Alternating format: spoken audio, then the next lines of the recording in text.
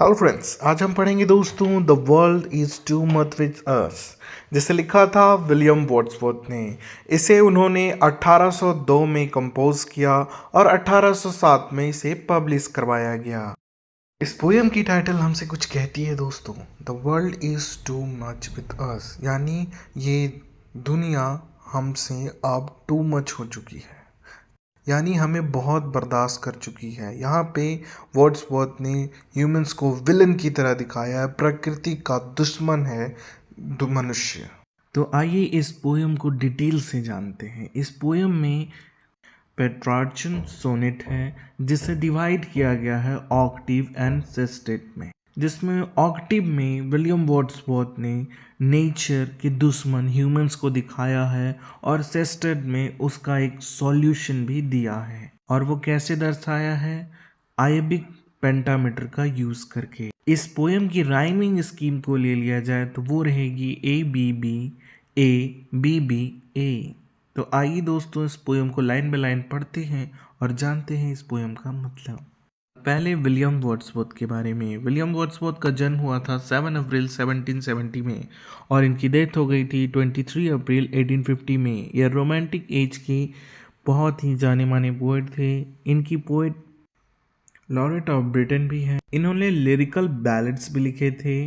किसके साथ मिलकर? तो एसटी कॉलेज के साथ मिलकर। पोयम की शुरुआत में पोएट लिखते हैं, the world is too much with us, यानी हम इस दुनिया में मेटेरियलिस्टिक वर्ल्ड में फंस गए हैं और हम सिर्फ और सिर्फ वही चीज़ें देखते हैं जो कि हमारे द्वारा बनाई गई है और हम इसी को दुनिया मान लेते हैं और उसी के पीछे हम लेट एंड सून होते हैं, यानी दौड़ते भागते रहते हैं।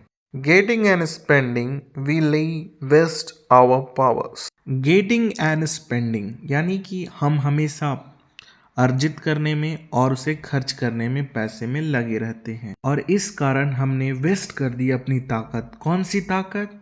लोगों से मिलने की, नेचर से मिलने की ताकत हमने खत्म कर दी।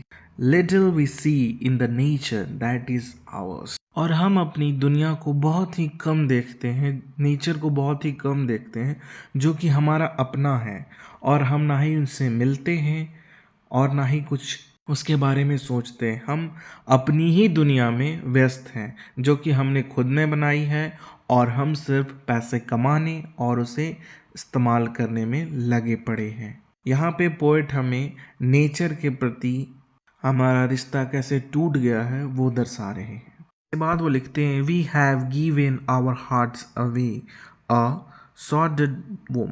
हमने अपने दिल को, अपनी इच्छाओं को दूर हटाकर उससे सौदा कर लिया है। क्या सौदा कर लिया है? This seas that bares her bosom to the moon. अब पोएट हमें नेचर दिखा रहे और कह रहे कि समुद्र के किनारों को देखो कैसे उसमें मून की चांदनी की रोशनी पड़ रही है। The winds that will be howling at all hours।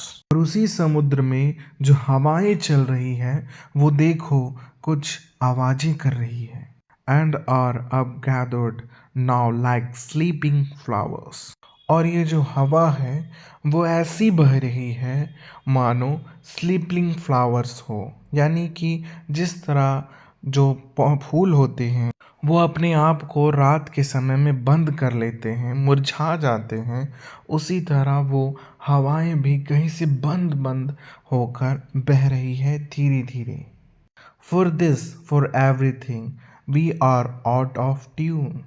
For this यानी इसके लिए, फॉर एवरीथिंग हर चीज़ के लिए हमारे पास कोई भी ट्यून नहीं है, यानी हम प्रकृति को देखने के लिए, यह सब सुनने के लिए समुंदर के किनारे कभी हम गए ही नहीं। हमारे पास इतना वक्त ही नहीं है कि हम नेचर को महसूस कर सकें।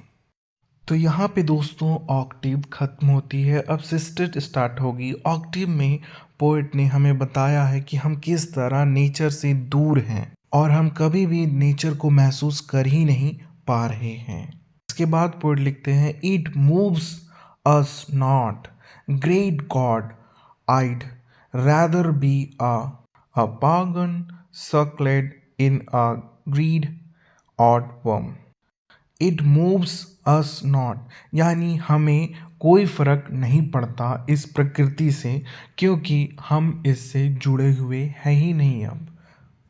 उसके बाद पोएट कहते हैं कि काश मैं उस धर्म में जीता जो कि बहुत पुराना धर्म है, और उस धर्म में लोग कई भगवानों की मूर्तियों को पूजते हैं।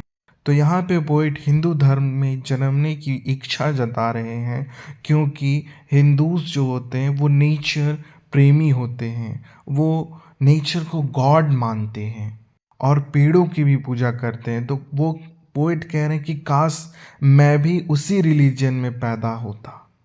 इससे उन्हें कोई दिक्कत नहीं है कि वो धर्म बहुत प्राचीन है, वो प्राचीन कहलाते।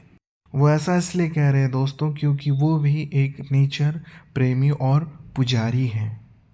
इसके बाद पोएट लिखते हैं, so might I standing on this pleasant lea, यानी अगर मैं एक पैगन बन के जन्मता, यानी एक प्राचीन धर्म में जन्मता, तो मैं इस ग्रासेस में स्टैंड रहता, यानी इस धरती से जुड़ा होता। Have glimpses that would make me less forlorn, यानी मैं उस घास के मैदान में खड़ा रहूँगा जब मैं पैगन के पास जन्मूंगा, और उसके बाद मैं उस समुद्र को देखूंगा और उससे मेरा मन शांत होगा, उसकी लहरों को महसूस करूंगा, उसकी लहरों की शांति को सुनूंगा। Have sight of Portus rising from the sea, or hear old Triton blow his weathered horn। इसके बाद पोएट जिक्र करते हैं एक ग्रीक गॉड की जिसका नाम है प्रोटस। प्रोटस एक ऐसे ग्रीक गॉड हैं जो समुद्र में रहते हैं, और ट्राइटन भी एक गॉड हैं जो कि शंखनाद करते हैं। और पोएट इन दोनों गॉड को इसलिए याद कर रहे हैं क्योंकि वो समुद्र के किनारे खड़े हैं, और वो ये कहते हैं कि अगर हम शांति से नेचर को सुनेंगे और समुद्र की लहर, अगर हम कान लगाकर सुनेंगे तो हम नेचर की आवाज़ों को सुन पाएंगे।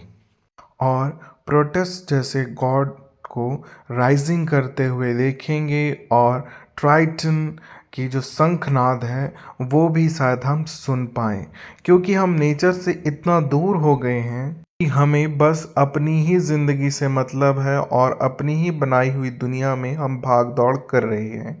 ना ही हम भगवान से मिलते हैं और ना ही उनकी बनाई हुई चीज़ों को देखते हैं जो कि उन्होंने हमारे लिए ही बनाई है। ऐसा इस पोएम में वर्ड्सवर्थ कहना चाहते हैं, और यही थी दोस्तों the world is too much with us, जिसे लिखा था विलियम वर्ड्सवर्थ ने। ये पोएम आपको कैसी लगी हमें कमेंट सेक्शन में बताएं। लाइक करें, शेयर करें, सब्सक्राइब करें। हम आपसे मिलेंगे नेक्स्ट स्टोरी नेक्स्ट पोएम में। तब तक के लिए बाय बाय, जय हिंद दोस्तों।